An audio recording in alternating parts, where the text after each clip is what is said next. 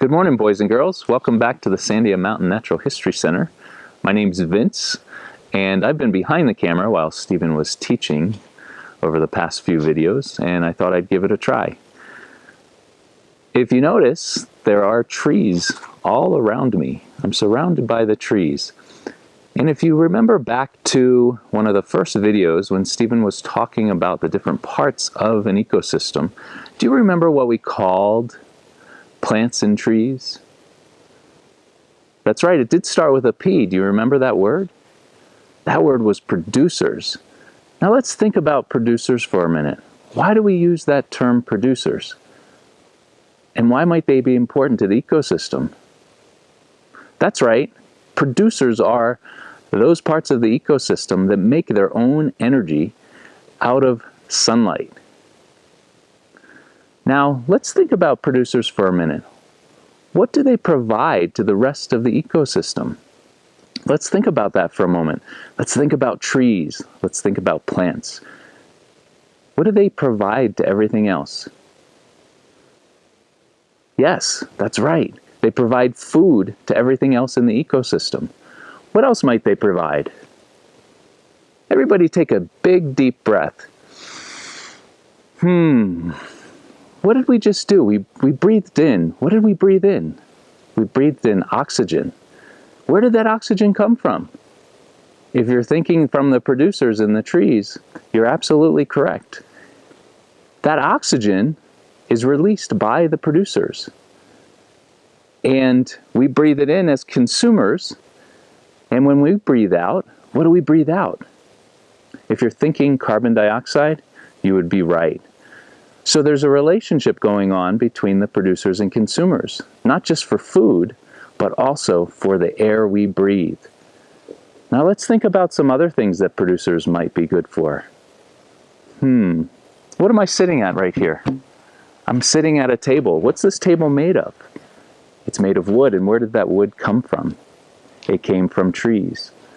So the furniture we have in our homes and our classrooms also come from producers.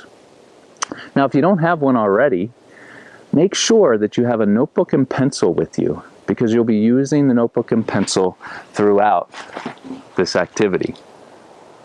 So, let's think of anything else that producers might be good for human beings. And if you just thought of a pencil, you would be right. The pencil came from a tree as well, because it's made of wood. The paper that we write on also came from trees, didn't it? So there's all sorts of things in the ecosystem within the producers that are important for us. Now, in a moment, you're going to be seeing a bunch of pictures of different kinds of producers. I want you to look carefully at those producers as those pictures go by and think about what you notice. And when we pay attention to something really closely, what are we really doing? There's a scientific term for that. That's right, that term is making observations. So make observations of these images of the producers and pay attention to what's similar and different between all the different producers you're going to see.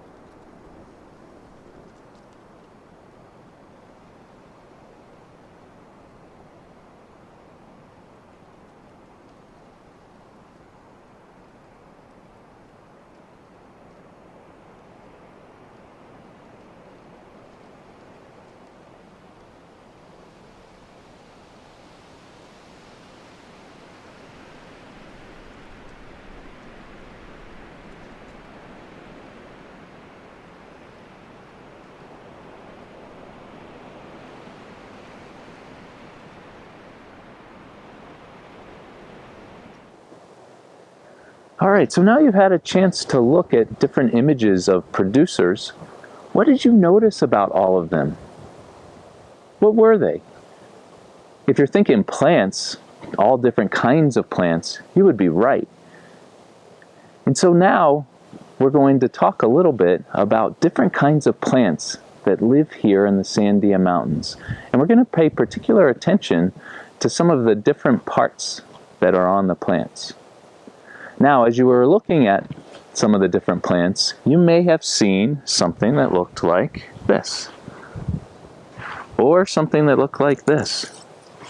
What are these things, boys and girls? If you're thinking leaves, that would be correct. These are leaves. Now, what is the purpose of leaves? What do they do on a plant? You'll notice these leaves are green, whereas these leaves are brown. What happened to the brown leaves? That's right, they died. Some types of trees have leaves that start out as green, but in the fall, what happens to them? They change colors. Have you ever been down to the river in the bosque? Those big, tall cottonwood trees, their leaves turn what color? Yellow, that's right. After they turn yellow, as it gets colder, they turn brown and they fall off the trees. But when they're green, what are they doing for the tree? That's right, they're absorbing the sun's energy and creating their own energy through a process. Does anybody know what that process is called? If you haven't learned that, that's okay. But it's what we call photosynthesis. Do you know what's happening in photosynthesis? In photosynthesis, the trees are able to convert the sun's energy into what we call sugar. And that sugar is called glucose. If you remember when Stephen was talking, you may have noticed that some trees have something else. What do we call these? What about this right here? That's right, they're needles. And needles are in a different kind of tree, aren't they? We also have something that looks like this. These aren't needles or leaves, are they? And we call those scales. And if you look real closely, you can see the scales overlapping one another, and they feel like the back of a reptile or a fish. Now, why do some trees have leaves like this, and other trees and plants have needles or scales? Because they're adapting to the habitat and the climate that they exist in. Now, does anybody know what we call a tree that has either needles or scales? I'll give you a little hint.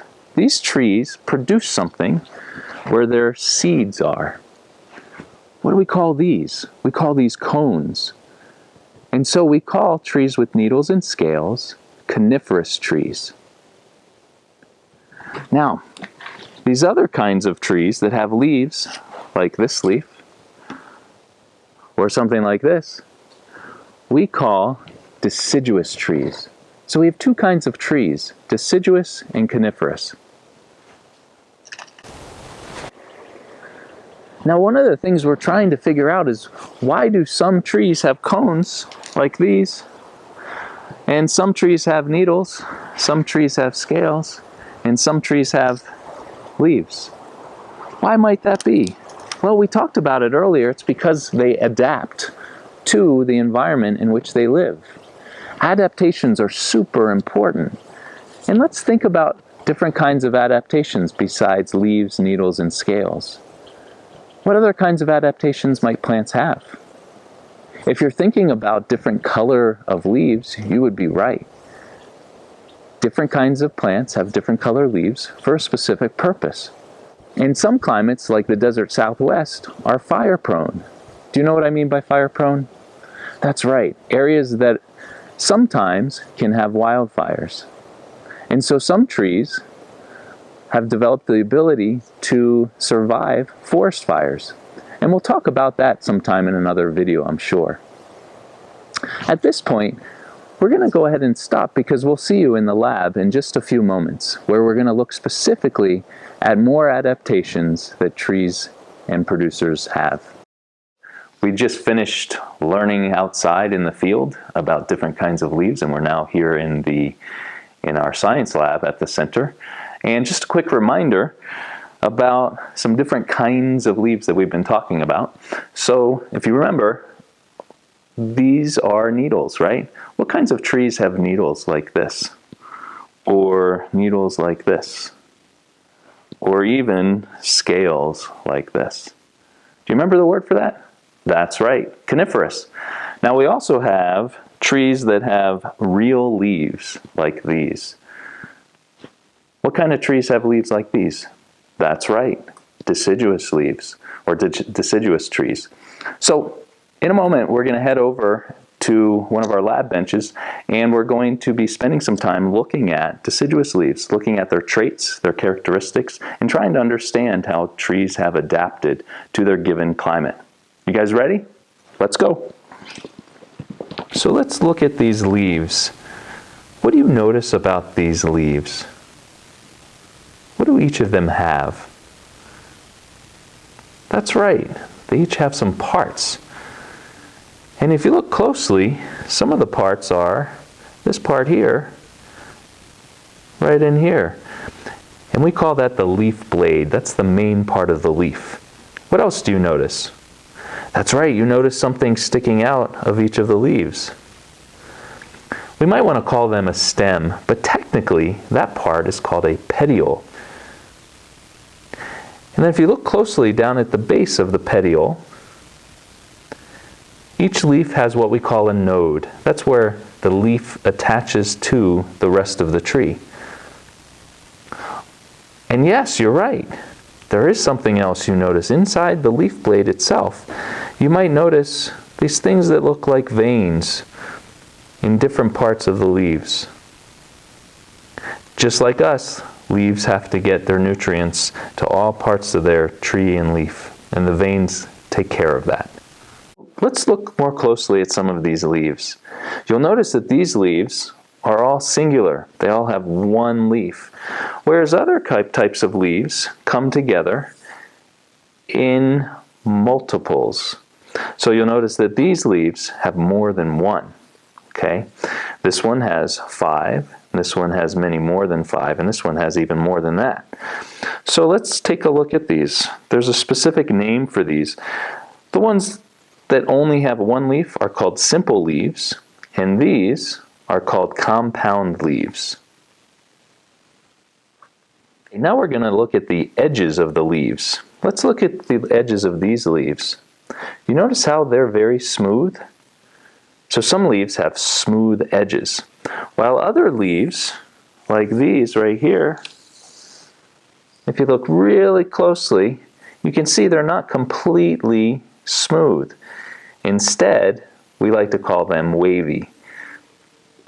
Waves can be small like these, or they can be bigger like these.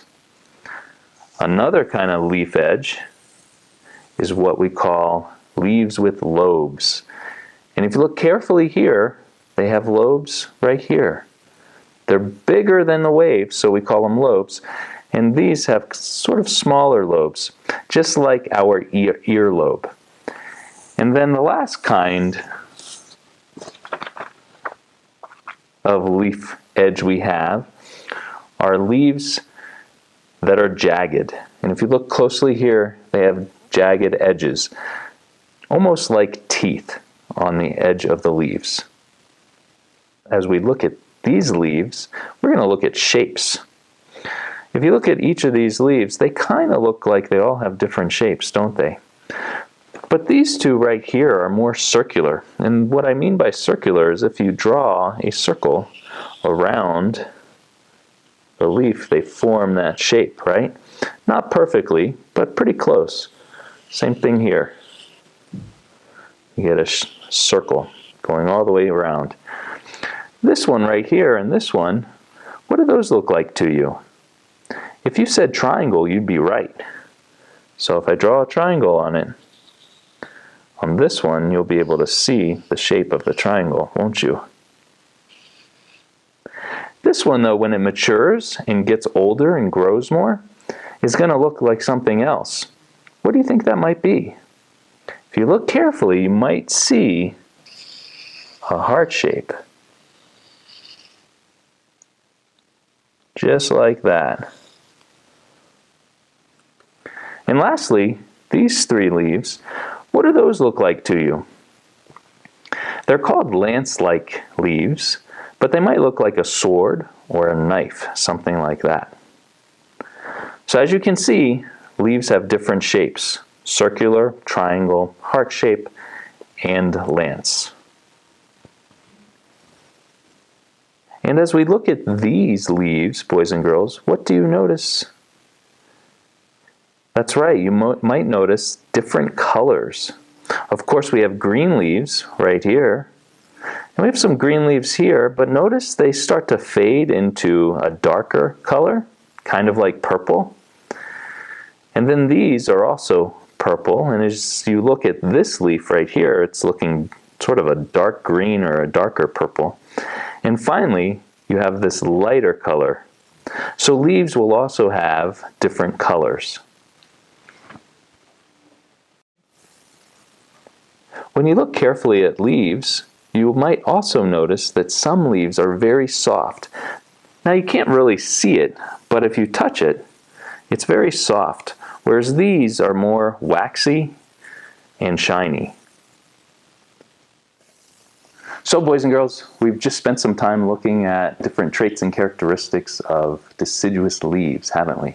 You might wonder exactly what a trait is. Well, a trait is just something that shows us how something looks or how something grows. And now we're going to move into an activity, a hands-on project that you'll all participate in. I'm going to show you how to do it. There's really 2 main parts. The first will be collecting and preserving leaves. The second part will be making leaf rubbings or drawings and identifying different parts, different characteristics of those leaves. As you can see, I've collected some leaves here, and before I can do anything else in this, I need to go ahead and preserve my leaves. Because one of the things you'll notice is this leaf right here. Notice that it's gotten dried up and crinkled and curved. We don't want that. We want our leaves to stay flat. So the thing we need to do to make them flat is we take our leaves and take a sheet of paper, any kind of paper, fold it in half, and then we're going to put a leaf in there, just like that, okay? And you might not have a brand new sheet of paper, that's okay. Maybe you have an old notebook paper like this. And so we'll go ahead and take our leaves and put them in there just like this and keep them nice and flat. There we go. And then we take our 2 sheets of paper and we're going to put them into a notebook just like this. And we'll close our notebook like that. The last thing to do, if you have something heavy like a rock or a can of food, go ahead and put it on just like that. And maybe leave it overnight. That way your leaves stay flat, and then you can go ahead and start your leaf rubbings. As you can see, there's some leaves here, and I'm going to move all the leaves out of the way except for one of them. And I'm going to take this sheet of paper and put it right on top. I'm going to grab a black crayon and make what we call a leaf rubbing. Take a look at that.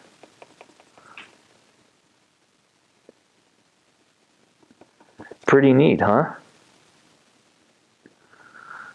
Now we're going to do some other leaf rubbings besides this one in different colors and also using pencils or colored pencils. So let's take a look at those as well. Here's another leaf. Here's another sheet of paper. And this time we're using a different color for a crayon. It seems to work best if you're able to find the leaf edge. There we go, there's the leaf edge. And once you find the leaf edge, keep rubbing around until you've got the entire leaf on your paper. Doesn't that look nice? Let's try a colored pencil now and a different leaf. Let's see how this works. And it really helps if you put your finger kind of towards the tip of the thing you're using, whether it's a crayon, a pencil, or a colored pencil. And there you go, you've got another leaf rubbing. And one more with just a regular pencil, because some of you, that might be all you have at home, which is completely fine. Again, you find the edge of the leaf. Oh, look at that. Coming out just beautifully. Now, once you've made the leaf rubbings, your job will be to go ahead and label the leaf with some of the characteristics and traits that we've been learning about. So let's go back to the orange leaf that we made a rubbing of. Do you all see that? What are some of the parts of this leaf? What are some of the characteristics and traits of this leaf that we notice in the leaf rubbing? Well, it's a little hard for me to write upside down, so I'm going to talk you through this just a little bit. First of all, we know that it's a deciduous leaf, right? It's not scales or needles. We also might notice that the entire leaf part right here is the leaf blade. We might have this petiole, which we kind of think is like a stem. We might also be able to see the veins. You also will notice the shape of the leaf. In this case, it's fairly circular. The edges, though, are lobes. Now, once you've identified and labeled your leaf, I'll ask you to turn it over and go ahead and take your preserved leaf, grab a piece of tape or some glue if you have it, and glue or tape it down to the back. And then you'll do that for all of the leaves, just like this one. We're going to tape it, and ultimately you're going to be making a leaf book, so you have more than one kind of leaf. And you'll go through and label each one with some of the different characteristics and traits we've been learning about.